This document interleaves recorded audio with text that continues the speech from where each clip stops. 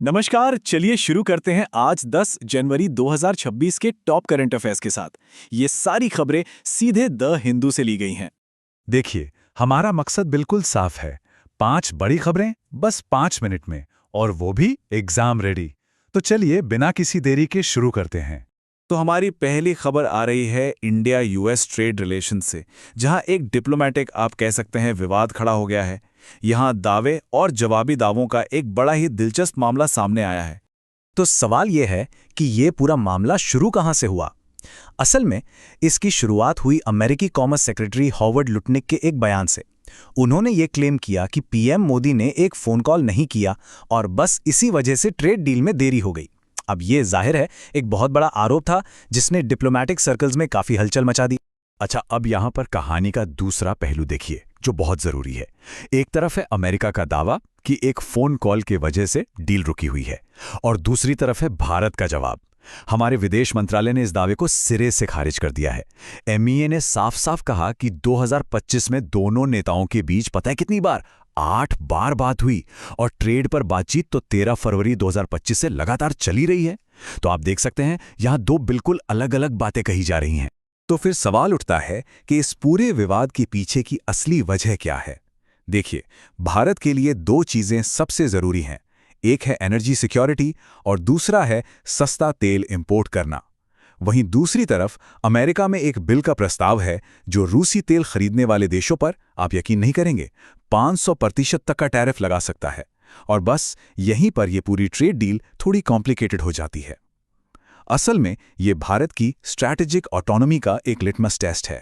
चलिए अब आगे बढ़ते हैं अपनी दूसरी खबर की तरफ। ये टेक्नोलॉजी और गवर्नेंस के मेल से जुड़ी हुई है। यूपीएससी जो है कॉम्पिटिटिव एग्जाम्स को और ज्यादा सिक्योर बनाने के लिए एक बहुत बड़ा कदम उठा रहा है। तो यूपीएससी अब AI based face authentication system को लागू करने जा रहा है। इसका सीधा सा मतलब यह है कि अब एग्जाम सेंटर्स पर आर्टिफिशियल इंटेलिजेंस के जरिए हर कैंडिडेट के चेहरे को पहचाना जाएगा, और यह सिस्टम उनके आधार या बायोमेट्रिक डेटा से लिंक्ड होगा। और इस टेक्नोलॉजी को लाने के पीछे 2 बहुत ही क्लियर मकसद हैं। पहला, इम्पर्सनेशन को रोकना, मतलब कोई किसी और की जगह एग्जाम ना दे पाए। और दूसरा, एग्जाम की पूरी प्रक्रिया को और भी ज्यादा मजबूत और भरोसेमंद बनाना। ये वाकई में एक गेम चेंजर हो सकता है। और आप सोच रहे होंगे कि इसमें कितना टाइम लगेगा। तो देखिए, ये सिस्टम कमाल का तेज है। हर कैंडिडेट का वेरिफिकेशन सिर्फ 8 से 10 सेकंड में हो जाएगा। ये दिखाता है कि टेक्नोलॉजी कैसे सिक्योरिटी के साथ साथ स्पीड भी दे सकती है। हमारी तीसरी खबर एक बहुत ही हाई प्रोफाइल करप्शन केस से जुड़ी है। इसमें दिल्ली की एक अदालत ने अब चार्जेस फ्रेम कर दिए हैं, जो इस केस में एक बहुत ही बड़ा डेवलपमेंट है। ये केस है लैंड फॉर जॉब स्कैम। जैसा कि आप देख सकते हैं, इसमें लालू प्रसाद यादव, राबड़ी देवी और तेजस्वी यादव पर आरोप हैं। मामला 2004 से 2009 के बीच रेलवे में हुई भर्तियों में कथित भ्रष्टाचार का है। अब देखिए, कोर्ट द्वारा चार्जेस फ्रेम करने का मतलब ये होता है कि पहली नज़र में केस में इतने सबूत हैं कि ट्रायल शुरू किया जा सकता है। अब आते हैं इंटरनेशनल रिलेशंस पर। हमारी अगली खबर भारत और तालिबान के बीच के बड़े ही कॉम्प्लेक्स रिश्ते पर है। आप कह सकते हैं ये एक डिप्लोमैटिक टाइट रोप वॉक है, मतलब एक ऐसी रस्सी पर चलना जहां मान्यता दिए बिना बातचीत भी करनी है। ये स्लाइड भारत की इस फॉरेन पॉलिसी को बहुत ही अच्छे से समझाती है। देखिए, एक तरफ क्या हो रहा है, तालिबान का भेजा हुआ एक डिप्लोमेट भारत आ गया है और काबुल में भारत का एक टेक्निकल मिशन भी काम कर रहा है। ये है प्रैक्टिकल एंगेजमेंट। लेकिन दूसरी तरफ भारत का ऑफिशियल स्टैंड बिल्कुल क्लियर है, हम तालिबान को आधिकारिक तौर पर मान्यता नहीं देते। इतना ही नहीं, एम्बेसी पर अभी भी तालिबान से पहले वाला अफगान झंडा ही लगा हुआ है। तो भारत के इस अप्रोच को ही कहते हैं प्रैग्मैटिक फॉरेन पॉलिसी, या जिसे हम कह सकते हैं व्यावहारिक विदेश नीति। इसका मतलब सीधा सा है, हालात कितने भी मुश्किल क्यों ना हो, भारत अपने नेशनल इंटरेस्ट को सबसे ऊपर रखकर प्रैक्टिकल फैसले लेता है। और अब चलते हैं आज की हमारी आखिरी और 5वीं खबर पर। यह जुड़ी है वेस्ट एशिया में चल रही उथल-पुथल से। मामला है ईरान में हो रहे विरोध प्रदर्शन और उस पर अमेरिका के रिएक्शन का, जो एक बड़ा जियोपॉलिटिकल फ्लैश पॉइंट बन गया है। जरा इन आंकड़ों पर नजर डालिए। ये बताते हैं कि इन विरोध प्रदर्शनों की मानवीय कीमत कितनी बड़ी है। कम से कम 50 लोगों की मौत हो चुकी है और 2000 से ज्यादा लोगों को हिरासत में लिया गया है।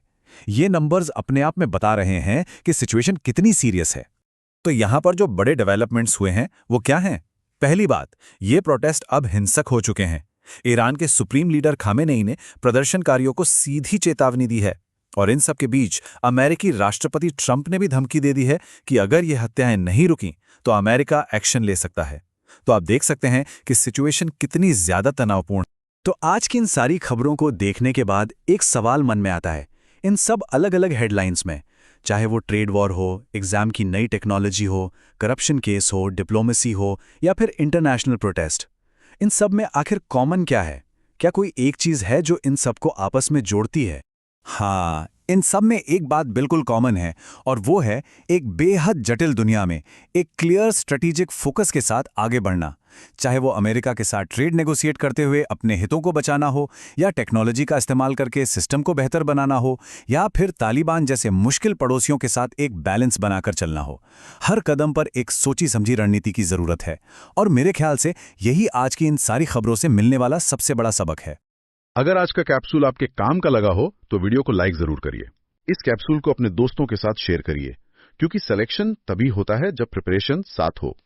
और ऐसे ही एग्जाम रेडी कैप्सूल्स के लिए कैप्सूल क्लासेस को सब्सक्राइब करना मत भूलिएगा, क्योंकि यहाँ होता है कैप्सूल से सिलेक्शन।